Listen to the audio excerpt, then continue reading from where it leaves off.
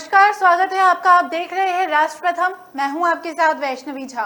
Bulletin की शुरुआत करेंगे हेडलाइंस के साथ। 7 साल पुराने केस में आम आदमी पार्टी के 2 विधायक दोषी करार। 21 सितंबर को होगा सजा का ऐलान। गोविंदपुरी के रिहायशी इलाके में खोली जा रही शराब की दुकान, स्थानीय लोगों ने किया विरोध। गरीब सवर्णों के आरक्षण से जुड़े 3 पहलुओं पर जल्द आ सकता है फैसला। सुप्रीम कोर्ट में आज से विस्तृत सुनवाई।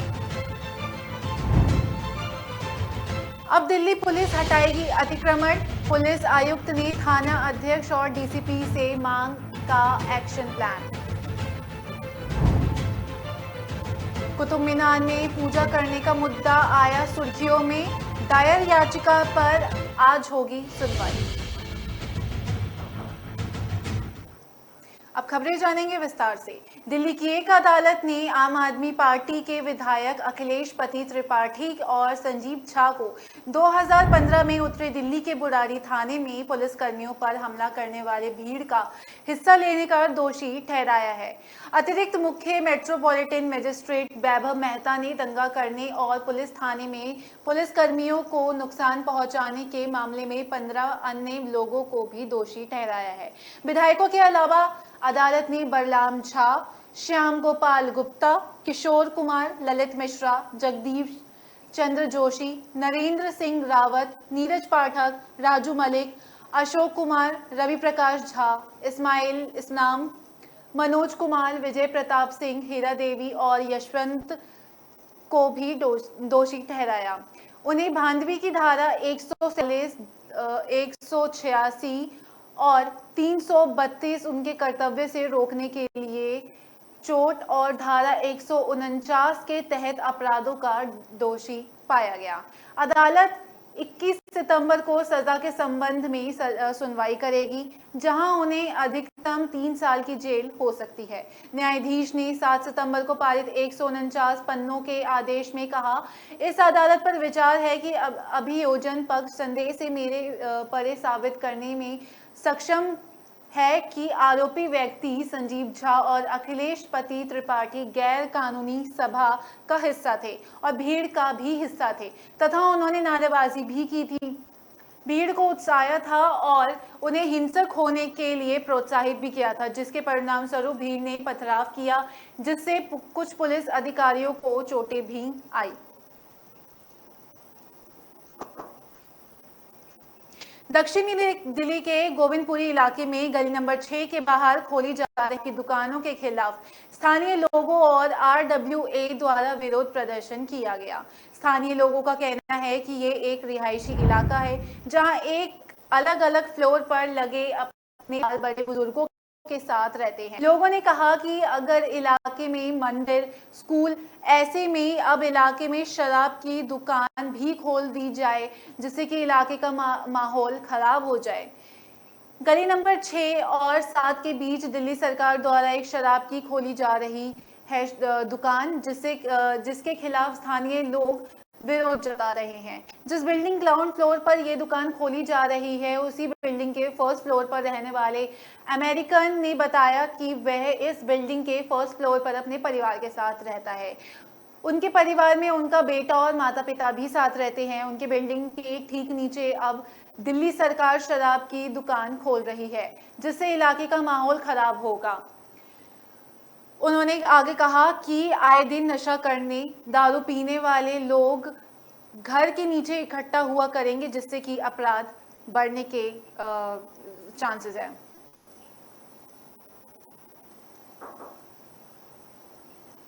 सामान्य वर्ग के गरीबों को आरक्षण के खिलाफ दाखिल याचिकाओं पर सुप्रीम कोर्ट की संविधान पीठ आज से सुनवाई शुरू करेगी।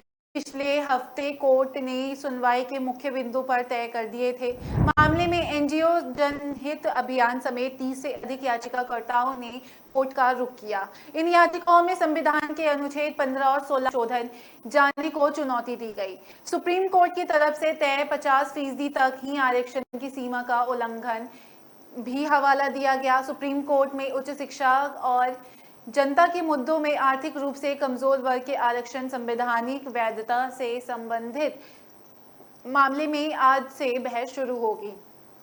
आर्थिक स्थिति के आधार पर रोजगार के मामलों पर भारत के मुख्य न्यायाधीश यूयू ललित की अध्यक्षता वाली पीठ सुनवाई करेगी। 103वें संशोधन अधिनियम 2019 के संविधान वैध था, जिसने राज्य को केवल आर्थिक मानदंडों के आधार पर उच्च शिक्षा और सार्वजनिक रोजगार के मामलों में आरक्षण करने वाले सक्षम बनाया। मुख्य न्यायाधीश के नेतृत्व में 5 न्यायाधीशों की पीठ द्वारा जांच की जाने वाली पहली बात होगी। जस्टिस उदय उमेश ललित की अध्यक्षता वाली 5 जजों की बेंच ने कहा कि इन बिंदुओं से अगर किसी पक्ष के पास कोई दलील हो तो उसे रख सकता है।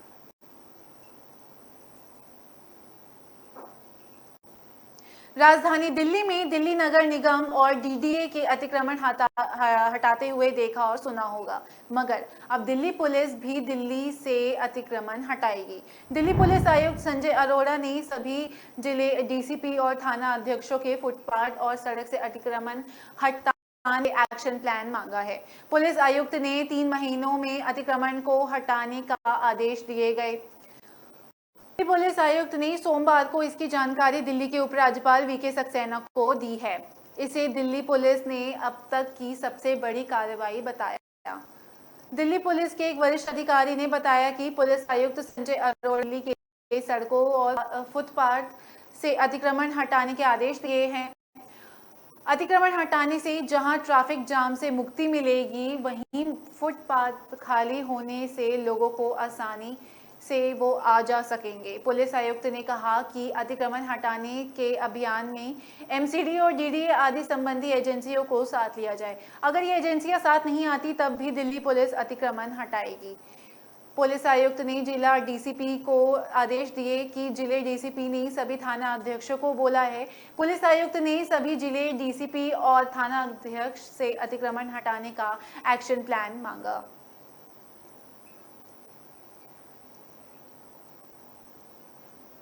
कुतुब मीनार परिसर में रखी मूर्तियों की पूजा करने की मांग को लेकर दायर याचिका पर मंगलवार को सुनवाई हुई।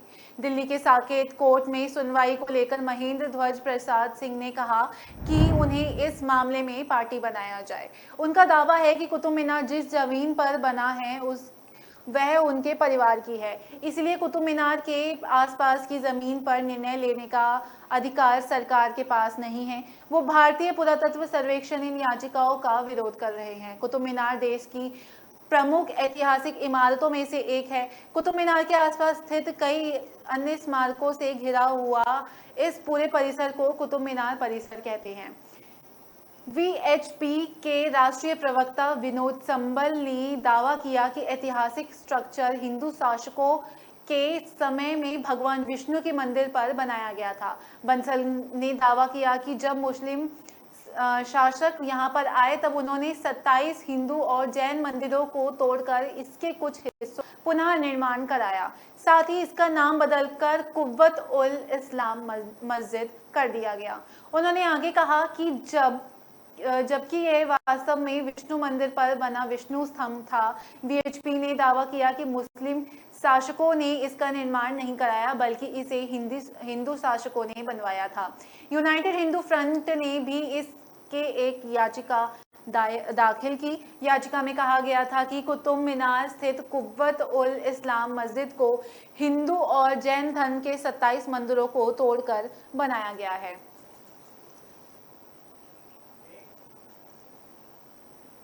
रुकेंगे एक छोटे से ब्रेक के लिए, आप बने रहिए राज प्रथम के साथ।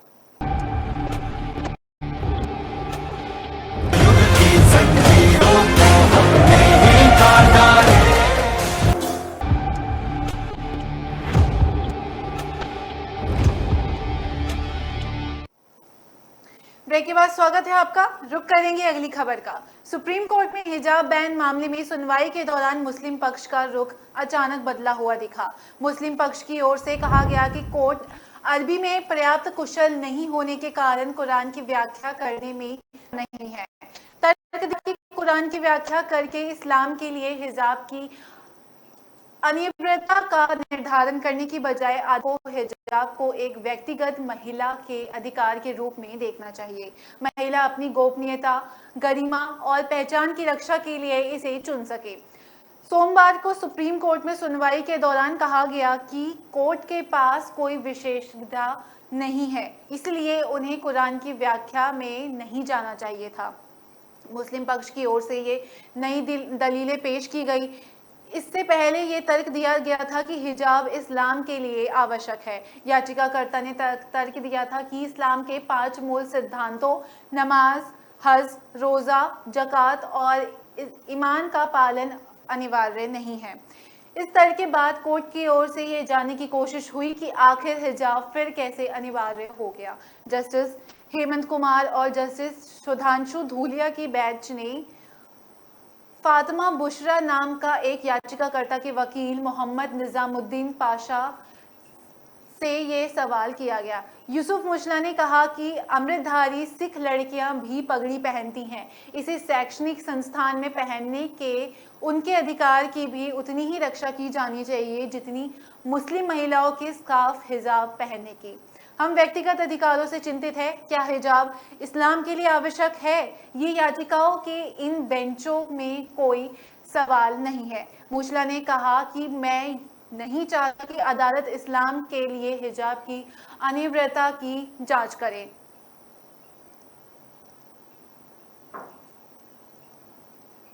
कर्तव्य पथ पर परिवार के साथ घूमने वाले लोगों के लिए विशेष चेतावनी सामने आई।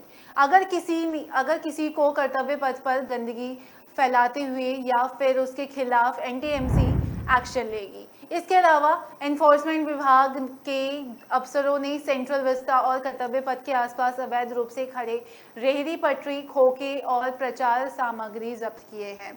कर्तव्य पथ पर आइसक्रीम और पानी की ट्रॉली वाले को नए सिरे से लाइसेंस दिया जाएगा।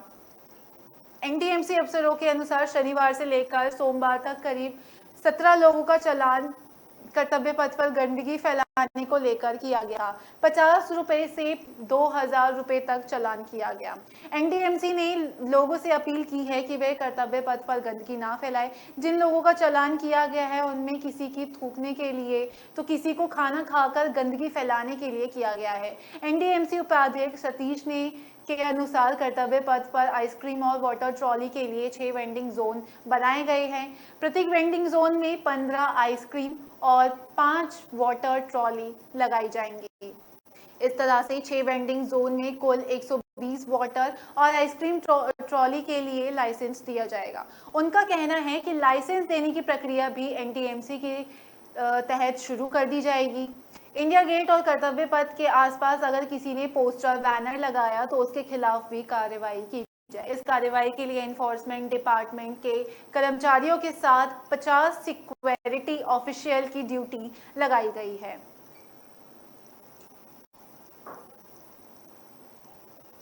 सुप्रीम कोर्ट ने जासूस महमूद अंसारी को बड़ी राहत दी है। अंसारी 3 दशकों से अपने अधिकारों के लिए लड़ाई लड़ रहा था।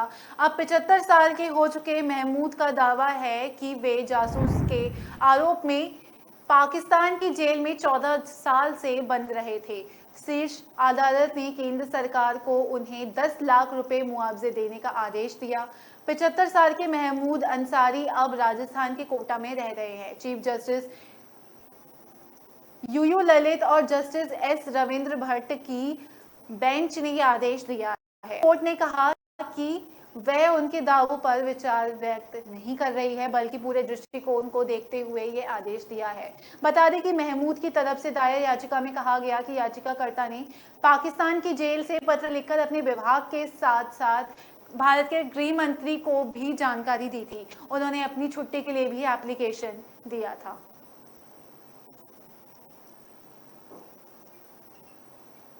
डेंगू के मामले हर हफ्ते करीब दुगनी छलांग लगा रहे हैं। एमसीडी की ओर से सोमवार को जारी हुई मच्छर जनित बीमारियों से संबंधित रिपोर्ट के मुताबिक कुल मामले बढ़कर 295 तक पहुंच गए हैं।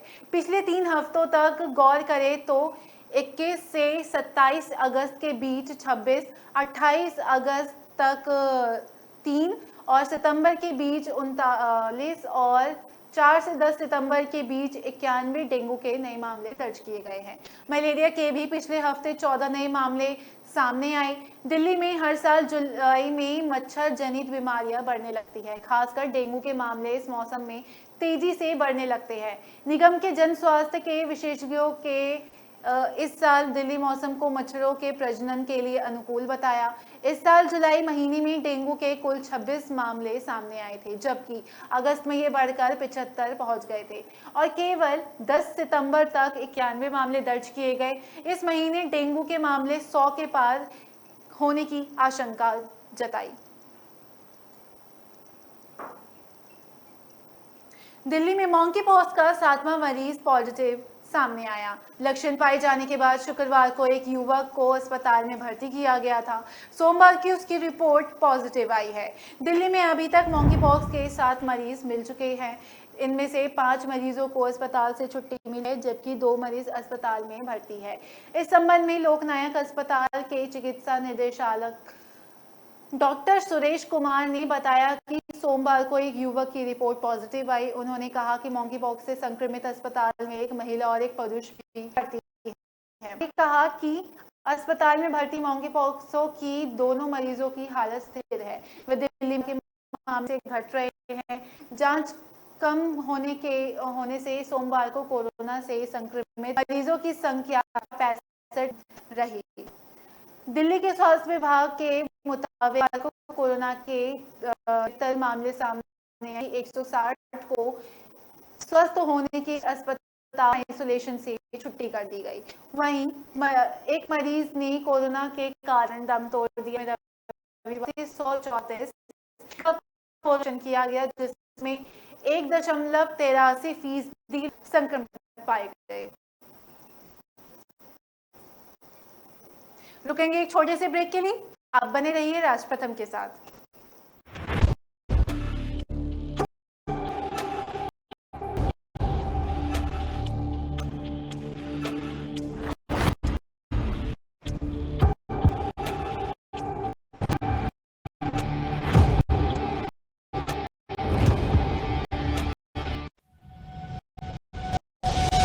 लहरों से डरकर नौका पार नहीं होती, कोशिश करने वालों की कभी हार नहीं होती।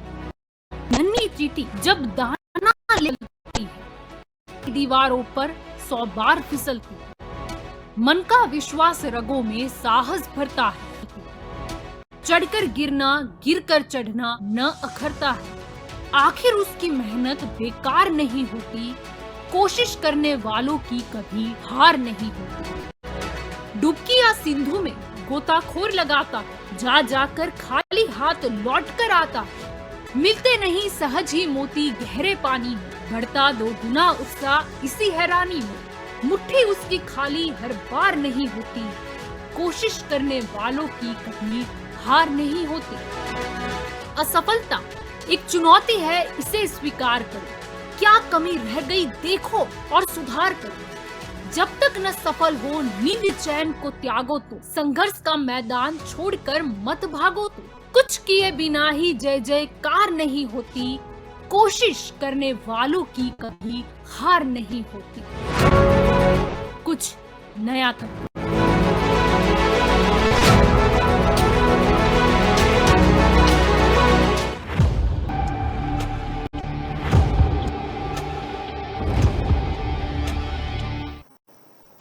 ब्रेक के बाद स्वागत है आपका। बढ़ेंगे अगली खबर की ओर। दिल्ली विश्वविद्यालय में शैक्षणिक स्तर 2022 और 23 के स्नातक कोर्सेज के 70,000 सीटों पर दाखिल के लिए आवेदन की दौड़ शुरू हो गई है। डीयू कुलपति प्रोफेसर योगेश सिंह ने सोमवार को दाखिला portal common seat allocation system को लॉन्च किया। देश भर में ऐसे छात्र जिन्होंने कॉमन यूनिवर्सिटी एंट्रेंस टेस्ट की परीक्षा दी है, वो अब इस पोर्टल के माध्यम से डीयू में दाखिले के लिए आवेदन कर सकते हैं। दाखिले के लिए आवेदन प्रक्रिया 3 अक्टूबर तक चलेगी। पूरे दाखिला प्रक्रिया में 3 चरण होंगे। पहले चरण में आवेदन, दूसरे चरण में वरीयता भरना और तीसरे चरण में सीट का आवंटन होगा। SC, ST और पीडब्ल्यूबीडी वर्ग के आवेदकों को आवेदन शुल्क के रूप में 100 रुपये और अनारक्षित ओबीसी वर्ग को आवेदन शुल्क के रूप में 250 रुपये का भुगतान करना होगा। इस वर्ष कट ऑफ की जगह एसयूटी स्कोर के आधार पर तैयार की गई केंद्रीयकृत मेरिट में दाखिला किए जाएंगे। दिल्ली एनसीआर में सोमवार देर रात जोरदार बारिश हुई। लोगों को उमस भरी गर्मी से राहत मिली। मौसम विभाग ने पहले से ही इस पूरे सप्ताह हल्की बारिश और तेज हवा चलने की संभावना जताई थी। इस कारण 17 और 18 सितंबर तक तापमान 7 डिग्री तक लुढ़क जाएगा। तापमान में कमी का सिलसिला बुधवार से शुरू हो जाएगा। मौसम विभाग ने बुधवार को मध्यम स्तर की बारिश होने की संभावना जताई। मौसम विभाग के अनुसार सोमवार को तेज धूप निकलेगी। इसी कारण से अधिकतम तापमान सामान्य से 4 डिग्री अधिक 37.3 डिग्री सेल्सियस और न्यूनतम तापमान सामान्य से 2 डिग्री अधिक 27.4 डिग्री सेल्सियस दर्ज किया गया। रविवार को अधिकतम तापमान 37.1 डिग्री सेल्सियस रहा। सोमवार पूर्व हवा भी चली, लेकिन ज्यादा असर देखने को नहीं मिला। उमस ने काफी परेशान किया। मौसम विभाग के अनुसार सोमवार तेज धूप निकली। इस कारण अधिकतम तापमान सामान्य से 4 डिग्री अधिक 37.3 डिग्री सेल्सियस और न्यूनतम तापमान सामान्य से 2 डिग्री अधिक 27.4 डिग्री सेल्सियस दर्ज किया गया। रविवार को अधिकतम तापमान 37.1 डिग्री सेल्सियस रहा था। सोमवार पूर्व हवा भी चली, लेकिन ज्यादा असर देखने को नहीं मिला। ज्यादा अवस नहीं देखने को मिला, जिस कारण उमस भरा दिन रहा।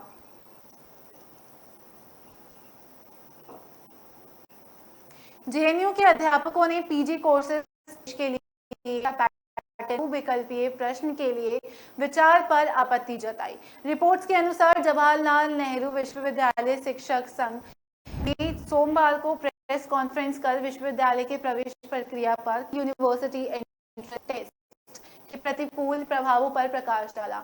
प्रत्येक सेमेस्टर को 18 सप्ताह से घटाकर 6 करने की संभावना के खतरे के अलावा प्रोफेसर ने कहा कि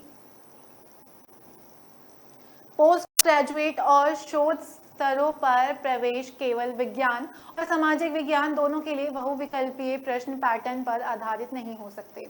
स्कूल ऑफ सोशल साइंस के प्रोफेसर सुजाता ने कहा कि सामाजिक विज्ञान में एमसीक्यूज केवल किताबों और लेखकों के नाम और घटनाओं की तारीख पर आधारित होते हैं, न कि वैचारिक समझ पर। उन्होंने कहा कि एमसीक्यूज में अत्यधिक व्यक्तिपरक, द्वय आधारित और हास्यप्रद प्रश्न और उत्तर विकल्प भी शामिल होने चाहिए।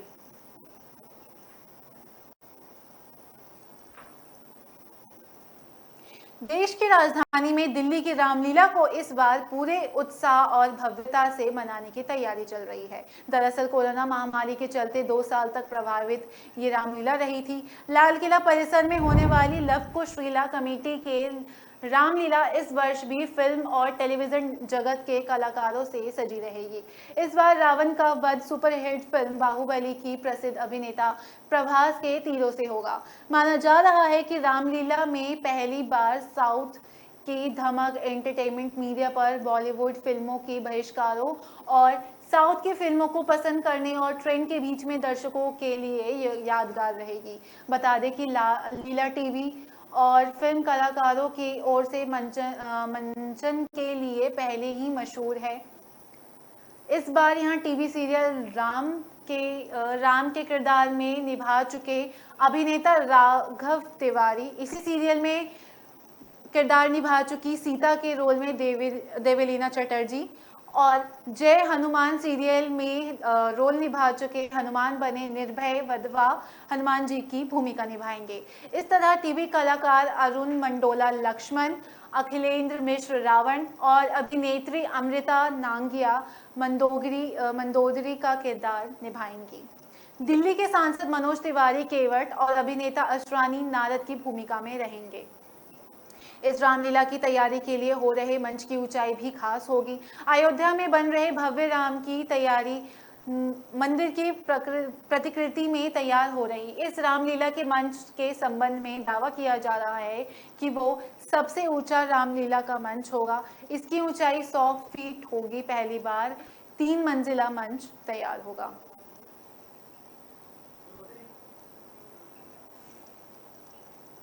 फिलहाल इस बुलेटिन में इतना ही। विस्तार से खबरों को पढ़ने के लिए आप हमारी वेबसाइट का भी प्रयोग कर सकते हैं। हमारे वेबसाइट का पता है www.kalamkartavya.com। खबरों को विस्तार से जानने के लिए हमारी वेबसाइट का प्रयोग करें। नमस्कार।